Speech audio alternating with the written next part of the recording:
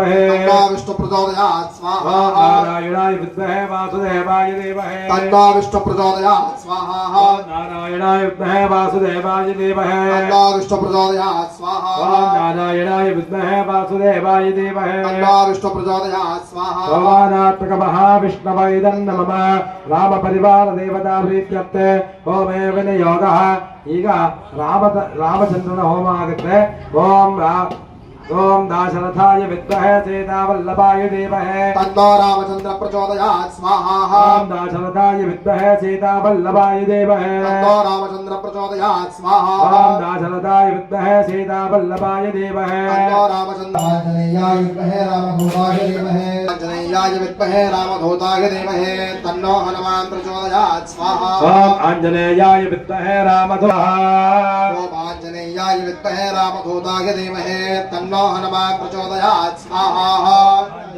विद्महे रामदूताय धीमहि तन्नो हनुमान प्रचोदयात् स्वाहा आंजनेयाय विद्महे रामदूताय धीमहि तन्नो हनुमान प्रचोदयात् स्वाहा आंजनेयाय प्रचोदयात् स्वाहा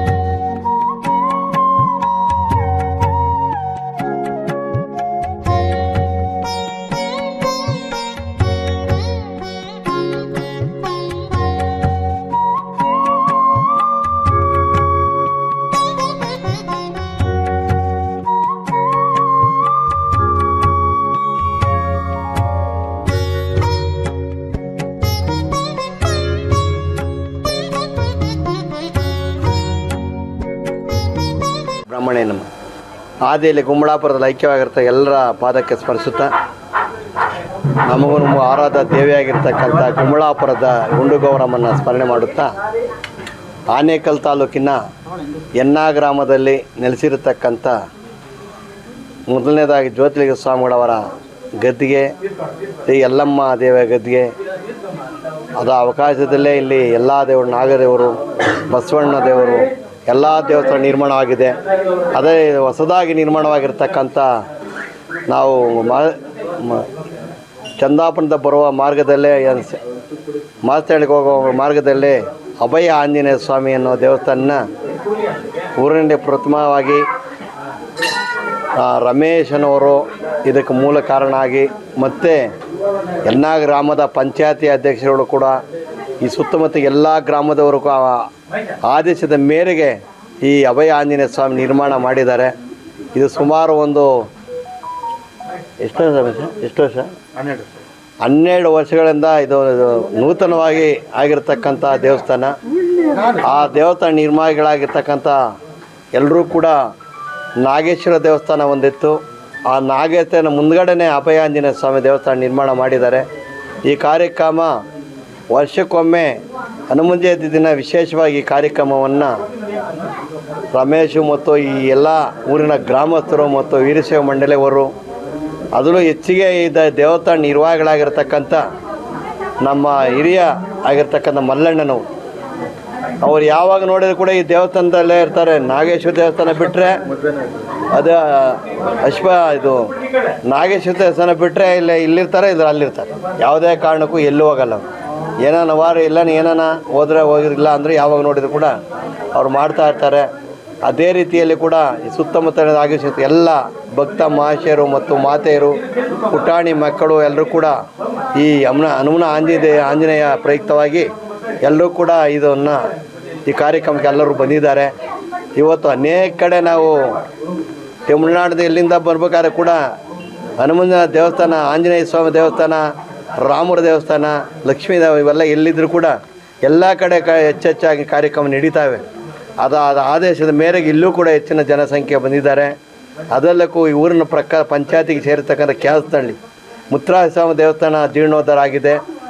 ಅಲ್ಲೂ ವಿಶೇಷ ಜನ ಬಂದು ಆ ಕಾರ್ಯಕ್ರಮದ ಭಾಗವಹಿಸಿದ್ದಾರೆ. ಎಲ್ರಿಗೂ ಆಯುಸ್ಸು, ಆರೋಗ್ಯ, ವಿದ್ಯೆ, ಬುದ್ಧಿ, ಸಕಲ ಸಂಪತ್ತು ಕೊಡಬೇಕಾದ್ರೆ ಈ ದೇವರ ಆದೇಶ ನಮ್ಗೆ ಬೇಕು. ಅದಕ್ಕಾಗಿಯೇ ಈ ದೇವರ ಆದೇಶ ಇರೋದ್ರಿಂದನೇ ಇವಾಗ ಸುಮಾರು ನಾವು ನೀವು ನೋಡಿದ್ದೀರಿ. ಸುಮಾರು ವರ್ಷಗಳ ಹಿಂದೆ 5-6 ವರ್ಷಗಳ ಹಿಂದೆ ನಮ್ಮ ಮಳೆ ಇಲ್ಲದ ಅಭಾವ ಪರಿಸ್ಥಿತಿಯಲ್ಲಿದ್ರಿ. ಕುಡಿಯೋಕೆ ನೀರು ಕೂಡ ಸಿಗ್ತಾ ಇರಲಿಲ್ಲ ಎಲ್ಲೂ.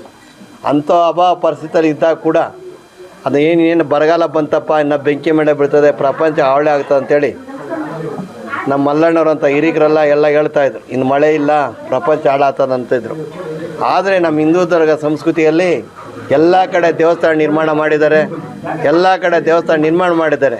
ನಾವು ಸಣ್ಣ ಹುಡುಗರಾಗಿದ್ದ ಹನುಮನ ಜಯಂತಿ ಯಾವುದು, ರೇಣುಕ ಜಯಂತಿ ಯಾವುದು, ಯಾವ ಜಯಂತಿಯನ್ನು ನಾವು ಆಚರಣೆ ಮಾಡ್ತೀವಿ. ಇವಾಗ ನಾವು ಹಿಂದೂ ಸಂಸ್ಕೃತಿ ಎಲ್ಲ ಜಯಂತಿಗಳನ್ನ ಮಾಡ್ತಾಯಿರ್ತಾರೆ. ಹನುಮನ ಜಯಂತಿ ಮಾಡ್ತಾರೆ, ಕನಕ ಜಯಂತಿ ಮಾಡ್ತಾರೆ. ಯಾವುದೇ ದೇವರಿದ್ರೂ ಕೂಡ ಅದನ್ನು ಆದೇಶ ತಿಳ್ಕೊಂಡು ಆ ದಿವಸ ಆ ದೇವಸ್ಥಾನಗಳ ಪೂಜೆಗೆ ನಡೀತವೆ. ಅದೇ ರೀತಿಯಲ್ಲಿ ನಡೆಯೋದ್ರಿಂದ ಈ ಕಾಲಕ್ಕೆ ನೋಡಿ, ಇವಾಗ ಕಾಲ ಮಳೆಗಾಲ ಅಲ್ಲ. ಮಳೆಗಾಲ ಆಗದಿದ್ದು ಕೂಡ ಹೆಚ್ಚು ಎಲ್ಲ ಕಡೆ ಮಳೆ ಬಿಡ್ತಾಯಿದೆ. ಕೇಳಬೇಕು, ಆಂಧ್ರದಲ್ಲಿ ಫೋನ್ ಮಾಡಿ ಅಲ್ಲೂ ಮಳೆ, ಇಲ್ಲೂ ಇಲ್ಲಿ ಕೇಳಿದ್ರು ಕೂಡ ಮಳೆ ಬೀಳ್ತಾಯಿದೆ. ಸುಭಿಕ್ಷ ಮಳೆಗಳಲ್ಲಿ ಆಗಿದೆ, ಒಳ್ಳೆ ಬೆಳೆ ಆಗಿದೆ, ಎಲ್ಲರೂ ಕೂಡ ಒಳ್ಳೆ ಆಯಸ್ಸು ಚೆನ್ನಾಗಿದೆ. ಅದಕ್ಕಾಗಿಯೇ ವರ್ಷಕ್ಕೊಮ್ಮೆ ಎನ್ನಾ ಗ್ರಾಮದಲ್ಲಿ ಜಾತ್ರೆ ಕೂಡ ಇನ್ನೇನು ಜನವರಿಯಲ್ಲಿ ಜಾತ್ರೆ, ಯಲ್ಲಮ್ಮ ಜಾತ್ರೆ, ಜ್ಯೋತಿಗಳ ಆರಾಧನೆ ಕೂಡ ನಡೀತಾ ಇರ್ತದೆ. ಯಾವ ಕಾರಣಕ್ಕೂ ಏನೊಂದು ಕಾರ್ಯಕ್ರಮ ಎನ್ನಾಗದಲ್ಲಿ ಬಿಡಲ್ಲ, ಎಲ್ಲ ಕಾರಣ ಆಚರಣೆ ಮಾಡ್ತಾರೆ.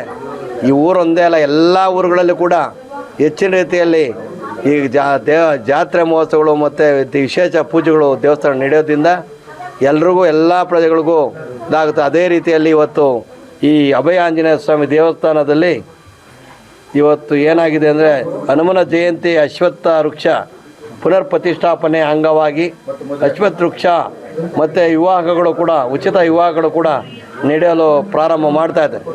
ರಮೇಶ್ ಸುಲಭವಾಗಿ ಮಾಡೋ ಸ್ವಲ್ಪ ಕಡಿಮೆ ಅಂತಂದರೂ ಕೂಡ ರಮೇಶ್ ಹೆಚ್ಚಾಗಿ ಕಾರ್ಯಕ್ರಮ ಹೆಚ್ಚಿನ ಅಂದರೆ ಭಾಗವಹಿಸ್ತಾನೆ. ಅದೇ ರೀತಿಯಲ್ಲಿ ಕೂಡ ಎಲ್ಲರೂ ಕೂಡ ಗ್ರಾಮದಲ್ಲಿ ತಗೊಂಡು ಎಲ್ಲ ಸಹಕಾರ, ಸಹನೆ ಮತ್ತು ಇವ್ರಿಗೆ ಎಲ್ಲ ಆಶೀರ್ವಾದ ಎಲ್ಲ ಇದೆ. ಎಲ್ಲರೂ ಕೂಡ ಈ ದೇವಸ್ಥಾನಕ್ಕೆ ಕೊಡ್ತಾರೆ, ಕೊಟ್ಟು ಇದು ಮಾಡ್ತಾ ಇರ್ತಾರೆ. ಆದ್ದರಿಂದ ಎಲ್ಲರೂ ಕೂಡ ಒಳ್ಳೆ ಆಯುಸ್ಸು, ಆರೋಗ್ಯ, ವಿದ್ಯಾ, ಬುದ್ಧಿ, ಸಕಲ ಸಂಪತ್ತು ಕೊಟ್ಟು ಅಭಯ ಆಂಜನೇಯ ಸ್ವಾಮಿ, ಅಭಯ ಅಂದರೆ ಕೇಳತಕ್ಕಂಥ ಕೊಡೋವಂಥ ಆಂಜನೇಯ ಸ್ವಾಮಿ ಅಭಯ ಅಂತ ಕರೀತಾ ಇದ್ದಾರೆ. ಅದಕ್ಕೆಲ್ಲರೂ ಕೂಡ ನೀವು ಹೊಂದಿದ್ದೀರಿ. ಎಲ್ಲ ಮಕ್ಕಳು ಮತ್ತು ಮಾತೆಯರು ಮತ್ತು ಹಿರಿಯರು ಕಿರಿಯರು ಎಲ್ಲರೂ ಕೂಡ ಅದರಲ್ಲಿ ಭಾಗವಹಿಸಿದ್ದೀರಿ. ಅದಕ್ಕಾಗಿ ಅವ್ರಿಗೆಲ್ಲ ಒಳ್ಳೆ ಆಯುಸ್ಸಾರ ಕೊಟ್ಟು ಕಾಪಾಡಲಿ ಅಂತೇಳಿ ದಯಾಮಯನಾಗಿರ್ತಕ್ಕಂಥ ಅಭಯ ಆಂಜನೇಯ ಸ್ವಾಮಿ ಹೆಚ್ಚಿನ ಆಯುಸ್ಸು ಎಲ್ಲರೂ ಕೊಡಲಿ. ಇದೇ ಥರ ಲೋಕ ಕಲ್ಯಾಣ ಚೆನ್ನಾಗಾಗಲಿ. ನಮ್ಮ ಎಲ್ಲ ಕಡೆ ನಮ್ಮ ಹಿಂದೂ ಧರ್ಮ ಚೆನ್ನಾಗಿ ಬೆಳಿಬೇಕು, ಎಲ್ಲ ಧರ್ಮಗಳು ಚೆನ್ನಾಗಿ. ಆಂಜನೇಯನ ದೇವಸ್ಥಾನ ಅನ್ನೋದು ಇರಲಿಲ್ಲ, ಆದರೆ ಎಲ್ಲ ಸೇರಿ ಗ್ರಾಮಸ್ಥರು ಭಕ್ತಾದರು ಎಲ್ಲ ಸೇರಿ ನಮ್ಮ ಗ್ರಾಮದಲ್ಲಿ ಆಂಜನೇಯನ ದೇವಸ್ಥಾನ ಒಂದು ಗೃಹಪ್ರವೇಶ ಮಾಡಿ ಇವತ್ತಿನ ದಿವಸ ಎಲ್ಲರಿಗೂ ಒಂದು ರಕ್ಷಣೆ ಆಗುವಂಥ ದೇವರ ಕೆಲಸವನ್ನು ಮುಂದುವರಿಸಿದ್ದಾರೆ.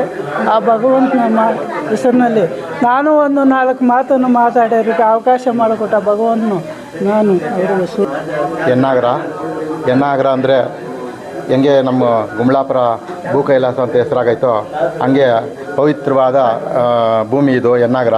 ಇಲ್ಲಿ ಇಲ್ಲಿ ಹುಟ್ಟಿದವ್ರಿಗೂ ಸತ್ತವ್ರಿಗೆ ಇಬ್ಬರಿಗೂ ಮೋಕ್ಷ ಐತೆ ಅಂತ ಒಬ್ಬ ಜ್ಞಾನಿಗಳು ಹೇಳಿದರು. ಆದ್ದರಿಂದ ಎನ್ನಾಗರ ಈ ಪುಣ್ಯಭೂಮಿಯಲ್ಲಿ ಆಂಜನೇಯ ಸ್ವಾಮಿ ಎನ್ನಾಗರ ಊರ ಮುಂದೆ ನೆಲೆಸಿದ್ದಾನೆ. ಇದಕ್ಕೆ ಗ್ರಾಮಸ್ಥರೆಲ್ಲ ಸಹಕಾರ ಮಾಡಿದ್ದಾರೆ. ನಮ್ಮ ಗಂಗಾಮತ ಕುಲಬಾಂಧವರು ಎಲ್ಲರೂ ಬೆವರು ಸುರಿಸ್ತಾ ಈ ದೇವಸ್ಥಾನ ನಿರ್ಮಾಣ ಆಗೋದಕ್ಕೆ ಎಲ್ಲ ಸಹಕಾರ ಕೊಟ್ಟಿದ್ದಾರೆ. ಪ್ರತಿ ವರ್ಷವೂ ಹನುಮ ಜಯಂತಿ ಆಚರಿಸ್ಕೊಂಡು ಬರ್ತಾ ಇದ್ದೀವಿ. ನಮ್ಮ ಗ್ರಾಮ ಪಂಚಾಯತಿ ಎಲ್ಲರೂ ಸಹಾಯ ಮಾಡಿದ್ದಾರೆ. ನಮ್ಮೂರಲ್ಲಿ ಹಿರಿಯ ಗಣ್ಯರು ಎಲ್ಲ ಕಂಪ್ಲೀಟ್ ಎಲ್ಲ ಮೆಂಬರ್ಗಳು, ಮಾಜಿ ಚೇರ್ಮನ್ಗಳು ಎಲ್ಲರೂ ಮಾಡಿದ್ದಾರೆ. ಅದರಿಂದ ಅವರೆಲ್ಲ ಸಹಕಾರದಿಂದ ಈ ದೇವಸ್ಥಾನ ನಡ್ಕೊಂಡು ಬರ್ತಾಯಿದೆ. ನಮ್ಮದು ಅಂತೇನೂ ಇಲ್ಲ ಇಲ್ಲಿ. ಆ ಥರ ಎಲ್ಲರೂ ಇದು ಮಾಡಿ ಈ ಎಲ್ಲ ಭಕ್ತರಿಗೆ ಆಂಜನೇಯ ಸ್ವಾಮಿ ಸೇವೆ ಮಾಡಿದವ್ರಿಗೆಲ್ಲನೂ ಅಯ್ಯಪ್ಪನು ಅಭಯ ಹಸ್ತ ಕೊಟ್ಟು ಅವ್ರ ಮನೆಗಳೆಲ್ಲ ಬೆಳೆಸಿದ್ದಾನೆ. ಹಾಗೆ ಇವತ್ತು 12 ವರ್ಷ ಆಯಿತು ನಾವು ಒಂದು ಅಶ್ವತ್ಥ ಕಟ್ಟೆ ಮಾಡಿ, ಅದಕ್ಕೆ ಅಶ್ವತ್ಥ ಕಟ್ಟೆಗೆ ಪುನರ್ ಪ್ರತಿಷ್ಠಾಪನೆ ಮಾಡಿ ಒಂದು ವಿವಾಹನ ಮಾಡಿದ್ವಿ. ಬೇವಿನ ಮರಕ್ಕೆ ಅರಳಿ ಮರಕ್ಕೆ ಎರಡಕ್ಕೂ ಮದುವೆನೂ ಆಯಿತು. ಬೆಳಗ್ಗೆ ಮದುವೆ ಮುಗಿಸ್ಕೊಂಡು ಇಲ್ಲಿ ಬಂದು ಅಲ್ಲಿ ಹೋಮ ಎಲ್ಲ ಆಯಿತು.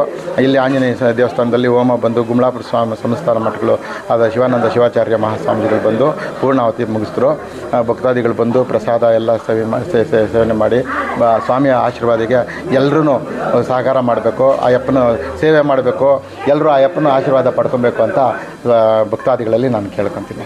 ಯಲ್ಲಮ್ಮ ದೇವಿ ಕೃಪೆಯಿಂದ ಎನ್ನಾಗರದಲ್ಲಿ ಮೂಲೆಗೂ 4 ಮೂಲೆಗಳಿಗೂ ದಿಕ್ಕುಗಳಲ್ಲೂ ಆಂಜನೇಯನ ದೇವಸ್ಥಾನ ಆಗಿರ್ಬೋದು, ಈಶ್ವರನ ದೇವಸ್ಥಾನ ಆಗಿರ್ಬೋದು, ನಾಗೇಶ್ವರ ದೇವಸ್ಥಾನ ಆಗಿರ್ಬೋದು, ನಾಗೇಂದ್ರನ ದೇವರು ಆಗಿರ್ಬೋದು, ಯಲ್ಲಮ್ಮ ದೇವಸ್ಥಾನ, ಜ್ಯೋತಿಲಿಂಗೇಶ್ವರ ದೇವಸ್ಥಾನ ಎಲ್ಲ ಮೂಲೆಗೂ 4 ದಿಕ್ಕುಗಳಲ್ಲಿ ದೇವರುಗಳು ಪ್ರತಿಷ್ಠಾಪನೆ ಆಗಿರೋದ್ರಿಂದ ಈ ಊರಿನ ಗ್ರಾಮಸ್ಥರಿಗೂ ಹಾಗೂ ಸುತ್ತಮುತ್ತಲಿನ ಗ್ರಾಮಸ್ಥರಿಗೂ ಎಲ್ಲರೂ ಸಹ ಬಂದು ಈ ಆಂಜನೇಯನ ಕೃಪೆಯಿಂದ ಎಲ್ಲರೂ ಆರೋಗ್ಯ ಆಯುಸ್ಸು ಎಲ್ಲರಿಗೂ ಚೆನ್ನಾಗಿರಲಿ ಅಂತೇಳಿ ದೇವರಲ್ಲಿ ಪ್ರಾರ್ಥಿಸ್ತೀವಿ.